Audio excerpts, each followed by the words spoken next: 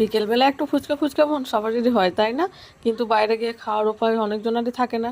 কারো আবার বাড়িতে অনেক ফ্যামিলি আছে, অনেক লোকজন আছে, তারও বাইরে গিয়ে খাওয়ার উপায় থাকে না। তাই কি বাড়িতেই বানিয়ে ফেললাম, বাইরে না যেতে পারলি বা বাড়িতেই বানিয়ে ফেললাম ফুচকা।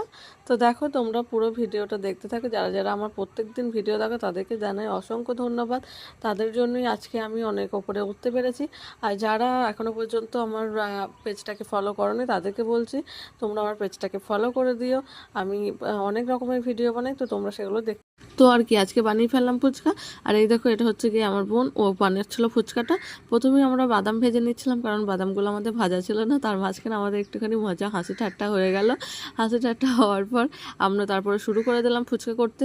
আর ফুচকাগুলো দেখো গাইস কত সুন্দর ফুলছিল, তেলে দেওয়া মাত্রই ফুলছিল, একটা ছোট হয়েছে একটা বড় হয়েছে দেখেছো। তাও এগুলো এখনো রোদে দেওয়া হয়নি, রোদে দেওয়া হলে কিন্তু আরও অনেক বড় বড় হয়ে ফুলতো মা বলছিল, কিন্তু আমাদের রোদে দেওয়া হয়নি। আর